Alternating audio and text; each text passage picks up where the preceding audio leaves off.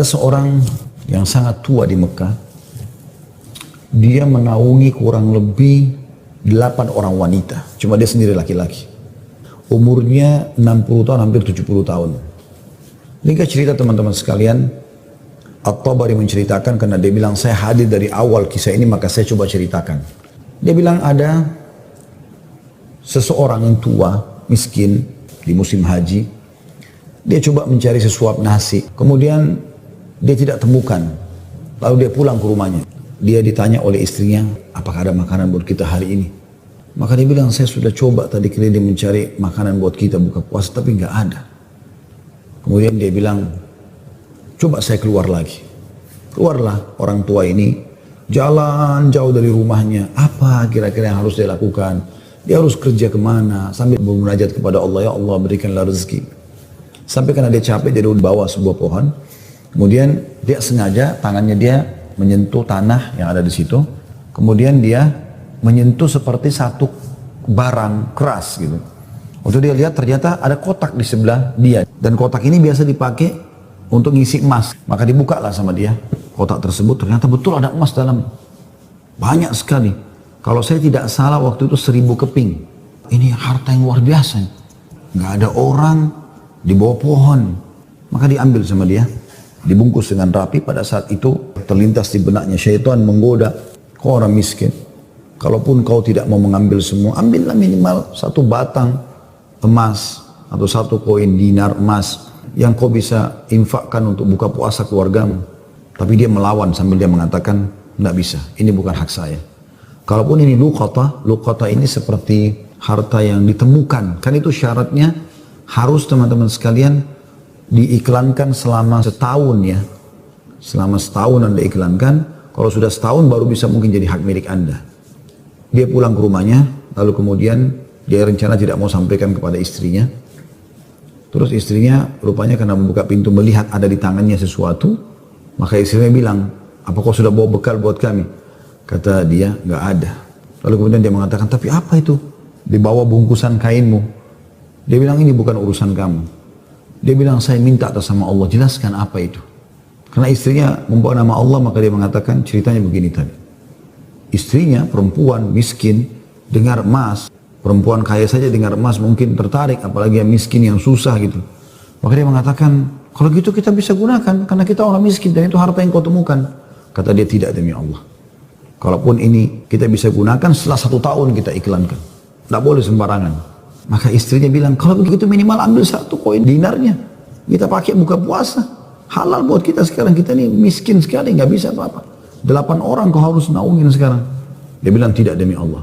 Kalau seandainya kau sentuh kotak ini ada yang kau ambil, demi Allah kau saya ceraikan. Istrinya kaget dengan kata-kata itu, akhirnya dia lihat keseriusan suaminya, tidak berani juga. Disimpanlah di rumahnya. Akhirnya tiba waktu buka puasa, mereka buka puasa apa adanya, air putih saja. Roti-roti kering ada di rumah, itulah yang dimakan sudah. Besok pagi, selepas sholat subuh di Masjid Haram, orang tua ini pas keluar, ternyata ada 1 orang dari Khurasan naik di atas sebuah batu dekat Masjid Haram, lalu teriak-teriak. Dia mengatakan, wahai muslimin, wahai hamba-hamba Allah, saya kehilangan sebuah kotak isinya 1000 dinar emas. Siapa yang menemukan, tolong kembalikan kepada saya dan semoga Allah balas kebaikannya dengan pahala dan pengampunan dosa, peninggian derajat dan seterusnya. Rupanya si orang tua ini dengar, kotak ini dia yang temukan kemarin, tapi dia juga butuh. Maka dia mengatakan, wahai Khurasani, Khurasani kayak orang dari Khurasan, dia tahu ini dari Khurasan, mungkin dari face wajahnya gitu kan. Wahai Khurasan, kalau ada orang yang temukan, berapa kau kasih dia? Kemudian kata Khurasan itu, berapa kira-kira dia minta? Kata orang tua ini, minimal kau kasih dia setengahnya. Kata orang Khurasan, tidak bisa. Kalau begitu, kasihlah berapa yang kau mau. Mungkin 1/10-nya. 10% maksudnya. Kata orang Khurasan, tidak bisa. Dia kembalikan karena Allah dan saya doakan supaya dapat pahala di sisi Allah. Dia miskin. Sudah tua, umurnya hampir 70 tahun. Mau kerja di mana? Di rumahnya sudah ada emas yang begitu banyak. Godaannya luar biasa. Maka orang ini pulang ke rumahnya lalu dia mengatakan, wahai istriku, aku sudah temukan pemilik emas ini. Kata istrinya, alhamdulillah kalau begitu. Bagaimana perkembangan? Tapi saya minta sama dia supaya dia bayar sesuatu. Dia hanya mau doakan saja. Kata istrinya, coba aku kembali ke dia, siapa tahu dia masih mau negosiasi. Ya kan? Dia bilang baiklah. Dia kembali lagi, ketemu lagi sama orang tadi di hari yang ketiga sekarang. Maka orang itu sama orang Khurasan naik ke atas batu yang sama dekat Masjid Haram. Wahai muslimin, wahai hamba-hamba Allah, ada nggak menemukan peti saya isinya 1000 dinar emas. Semoga Allah berikan dia kedudukan, Allah ampuni dosanya, angkat derajatnya dan seterusnya, didoakan gitu. Datang lagi orang tua ini mengatakan, wahai Khurasan, saya sudah bilang sama kau kemarin, berilah upah. Mungkin kalau kau tawarkan upah, orangnya mau mengembalikan penemunya. Kata dia, berapa paman, saya kasih. Dia bilang, saya bilang kemarin 1/10. Orang sana mengatakan, enggak, saya enggak mau. Kalau begitu, berikan dia 1 saja dinar itu, yang dia bisa pakai setengahnya, dia sedekahkan untuk beri makan orang-orang susah di sekitar haram, setengahnya lagi dia pakai buat kebutuhan keluarganya. Orang Khurasan ini diam lalu mengatakan, tidak demi Allah. Jadi luar biasa, dia enggak mau kasih. Pokoknya dia kembalikan utuh atau enggak usah. Dan dia berharap pahala di sisi Allah. Kalau dia minta bayaran, saya nggak mau. Orang ini kembali lagi ke rumahnya, bilang lagi sama istrinya, orang ini betul-betul tidak mau. 1 dinar pun dia nggak mau kasih. Kata istrinya, lalu bagaimana? Kata dia, saya akan berazam sudah mau kembalikan. Semoga Allah menyelesaikan permasalahan kita. Kata Imam Tabari yang menceritakan kisah ini, dia betul-betul hadiri kisah ini. Dia tahu ini jalan ceritanya dan dia menceritakan. Lalu orang ini kembali lagi, ternyata di hari selanjutnya, masih sama lagi kejadiannya. Terus kemudian kata orang tua ini, karena sudah 3 hari berturut-turut, dia mengatakan, wahai Khurasan, kau mau petimu? Saya tahu di mana petimu itu. Kata dia, ya baiklah, saya akan ikut. Ikutlah dia. Kata Imam Tabari, saya ikut ke rumahnya orang tua ini. Jalan. Pada saat tiba di satu rumah, ada rumah yang terbuat dindingnya dari tanah liat, sama sekali tidak kelihatan layak untuk ditinggal. Tapi hanya sekedar tanah liat, mungkin kalau ada angin kencang bisa rubuh. Atapnya ditutup hanya dengan kain-kain sobek, ya. Pintunya pun diangkat untuk dibuka gitu. Kemudian dia masuk dan dia persilahkan masuk. Saya pun izin. Saya mengatakan, maaf paman, bisa nggak saya ikut masuk? Karena dari awal saya lihat kisah ini. Maka dia mengatakan, masuklah. Dia bilang, waktu kami masuk, rumah itu nggak ada sama sekali karpetnya, nggak ada apa-apa, kosong lompong. Cuma ada semacam sekat. Dan seakan-akan di belakang sekat itu ada wanita-wanita tua yang kelihatan dari penampilan mereka juga itu susah. Lalu kemudian orang tua ini menuju ke satu arah di rumahnya, terus digalilah tanah, dikeluarkanlah kotak tersebut. Lalu kemudian dikatakan, sayalah penemunya hartamu itu, ini. Dan saya sempat minta sama kamu agar kau berikan sebagian. Sebagaimana kau lihat ini keluarga saya susah begini. Saya sendiri laki-laki dan umur saya sudah hampir 70 tahun, sementara ini istri saya ada di sini juga sudah tua, ada mertua saya, ada 2 saudari saya, ada 4 anak saya.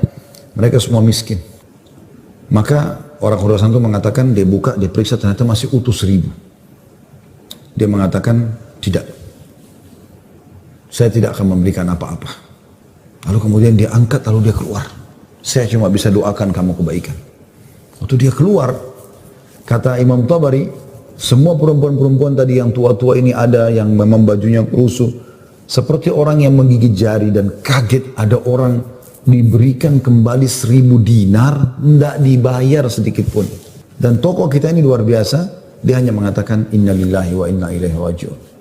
Dah, kalimat istirja, ini musibah. Sudah mendapatkan apa dan dia betul-betul jujur, dia jaga, dia enggak ambil karena takut kepada Allah SWT. Kata Imam Tabari bilang, saya tidak tahu mau bilang apa. Saya pun menundukkan kepala, serba salah, karena waktu itu Imam Tabari masih muda dan belum punya apa-apa gitu. Dia juga membantu apa gitu. Dia bilang, tiba-tiba ada yang ketuk pintu. Lalu pemilik rumah ini buka, ternyata orang Khurasan tadi kembali lagi. Kata dia, ada apa wahai Khurasan? Ya, istilahkan Khurasan ini maksudnya nisbat kepada negeri Khurasan itu ya. Kata orang Khurasan itu, bisa saya masuk? Kata dia, baik, silahkan masuk. Masuklah dia. Kemudian dia mengatakan begini ceritanya. Saya ini punya seorang ayah yang meninggalkan 3 peti emas seperti ini.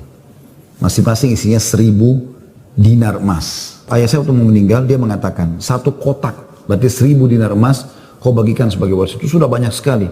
1 kotak 1000 dinar emas lagi, kamu gunakan untuk pergi haji, kalau aku meninggal.